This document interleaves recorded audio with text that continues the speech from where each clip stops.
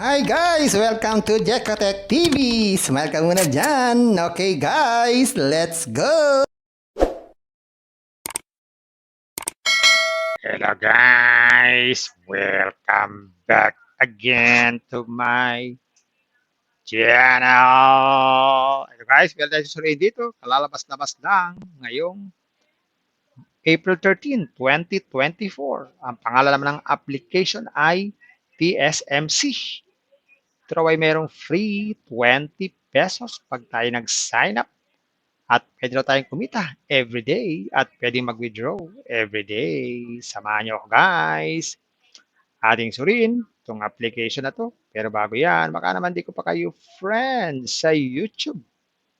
Please click the subscribe button and also the bell button para naman ma-notify ko kayo kung meron akong bagong video. And also share and like sa mga mahilig sa online.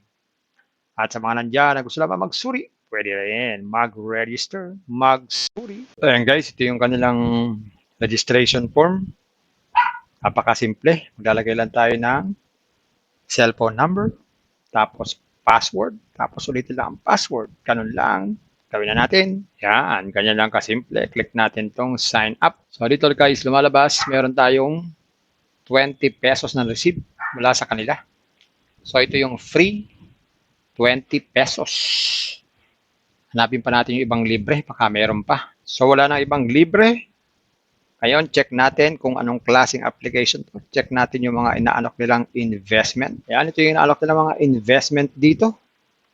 Pag daw tayo ay nagmuhuna ng 400 pesos, magkakaroon daw tayo ng 100 every day sa loob ng 50 days. At ang limit yan ay unlimited. So, ibig sabihin, 4 days, bawi ang puhunan, wala pa tayong kinikita. Kinita natin yung 20 pesos lang na libre. Pag naman 800, 208 naman daw po ang daily niyan, unlimited din, 50 days din.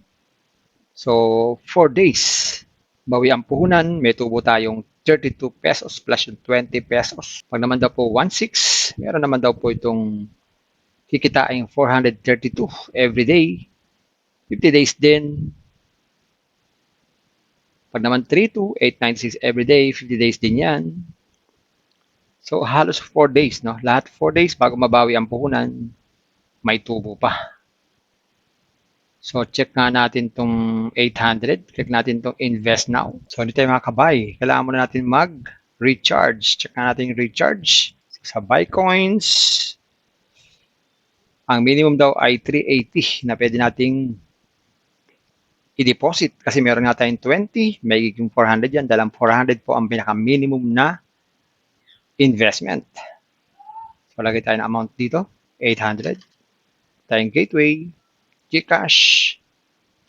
Lalagay pa dito ang file name na tayo po ay nag-transfer ng fund. Ayan, ayan ang file name. So, click natin itong deposit. So, ating deposit, 800 pesos. So, aantayin pa natin yan. Pag na-receive na natin, pwede na tayong mag-invest. Check naman natin yung withdrawal. So, ang minimum ay 100 pesos. At no limit daw on daily request. So, unlimited pala ito.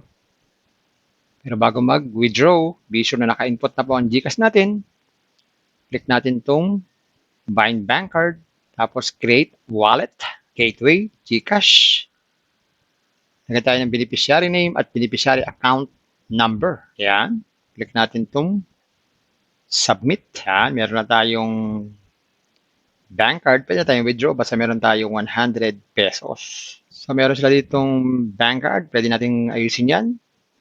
Pwede natin download yung app para mabilis tayo makapag-login at customer support para meron tayong question at Telegram group at transaction record at about us at log out pag ayaw na natin sa application. So, ayan guys, ito yung kanilang registration form. Napakasimple. Maglalagay lang tayo ng cellphone number, tapos password, tapos ulitin lang ang password. Ganun lang. Gawin na natin. Yan, ganyan lang kasimple. Click natin tong sign up. So dito guys, lumalabas, meron tayong 20 pesos na receipt mula sa kanila. So ito yung free 20 pesos. Hanapin pa natin yung ibang libre, baka meron pa. So wala nang ibang libre. Ngayon, check natin kung anong klaseng application to. Check natin yung mga inaalok nilang investment. Ayan, ito yung inaalok nilang mga investment dito.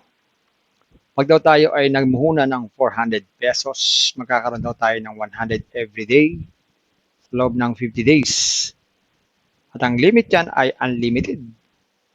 So, ibig sabihin, 4 days, bawi ang puhunan, wala pa tayong kinikita.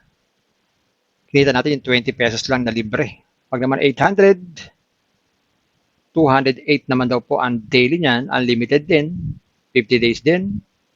So, 4 days, bawi ang puhunan, may tubo tayong 32 pesos plus yung 20 pesos. Pag naman daw po 1.6, meron naman daw po itong kikitain 432 every day, 50 days din. Pag naman 3.2, 896 every day, 50 days din yan. So, halos 4 days, no? Lahat 4 days bago mabawi ang puhunan, may tubo pa.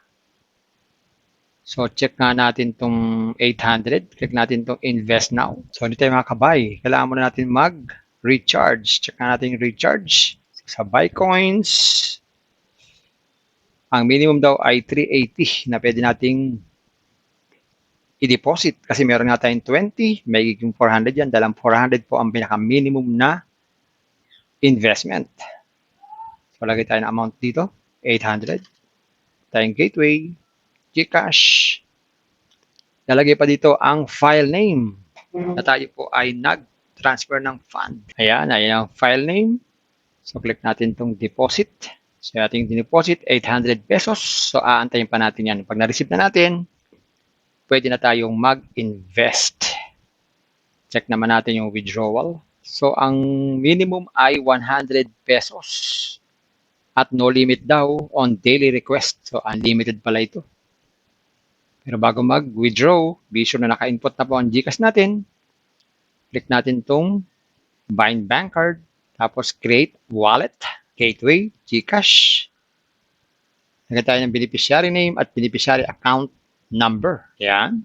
Click natin itong submit. Yan. Meron na tayong bank card. Pwede na tayong withdraw basta meron tayong 100 pesos. So meron sila ditong bank card. Pwede natin ayusin yan.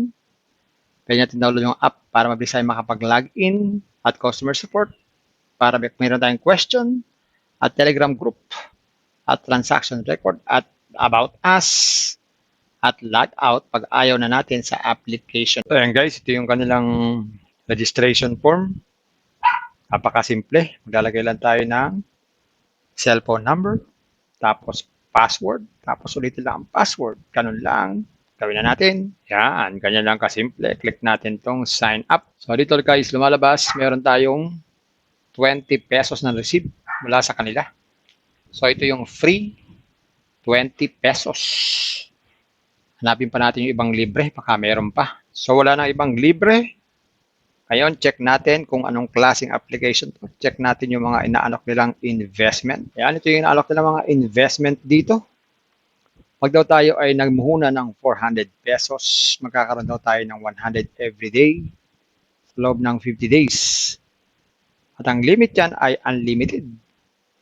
So, ibig sabihin, 4 days, bawi ang puhunan, wala pa tayong kinikita. Kinita natin yung 20 pesos lang na libre. Pag naman 800, 208 naman daw po ang daily niyan, unlimited din, 50 days din.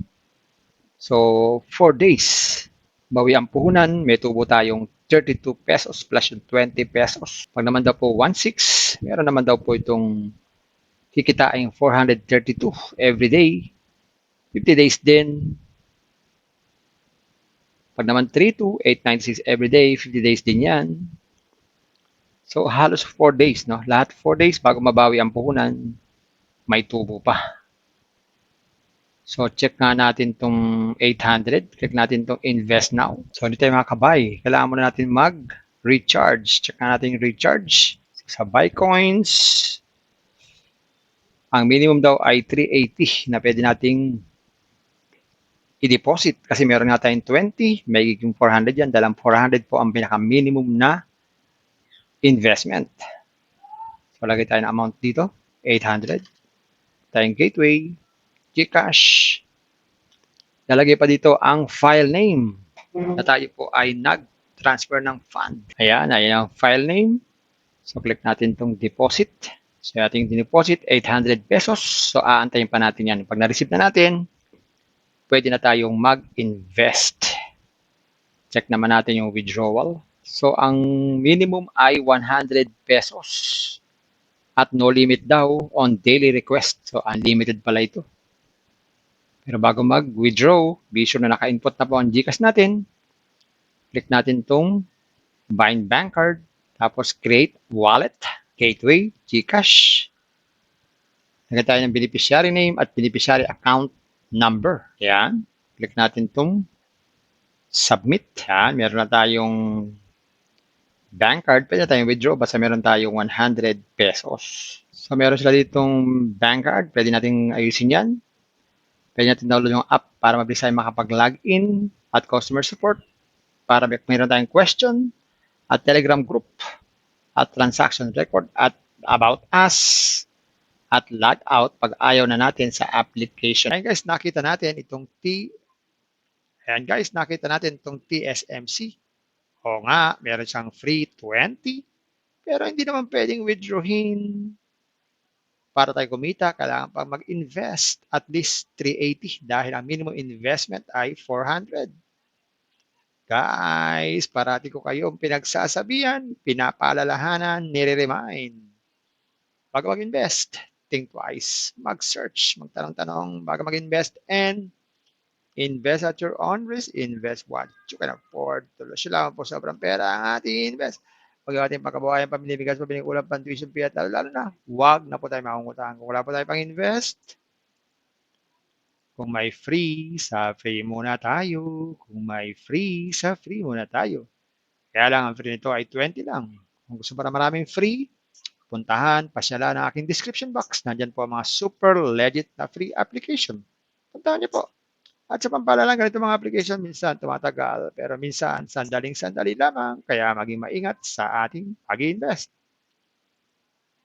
Isa pa rin pong paalala, sabi po sa 1 Timothy chapter 6, verse 10, for the love of money is a root of all kinds of evils. It is through this craving that some have wandered away from the faith and pierced themselves with many pangs. Totoo po ito. Ang pera naman taga ay ginagamit natin yan, pamiling ulam, sapatos, at iba pa. Pero, ang babala ay yung love of money o yung pag-ibig sa salapi o pag-ibig sa pera. Pag tayo nahulog na dyan, maaari tayo makagawa ng sari-saring kasamaan. Kagaya ng iba nating kasama na wala na sa pananampalataya, na pariwara na. Kaya maging maingat po tayo sa pag-ibig sa pera. Bye-bye. Ingat tayo sa pag-invest. Bye! Hi guys! Welcome to Jekatech TV! Smile ka muna dyan! Okay guys, let's go!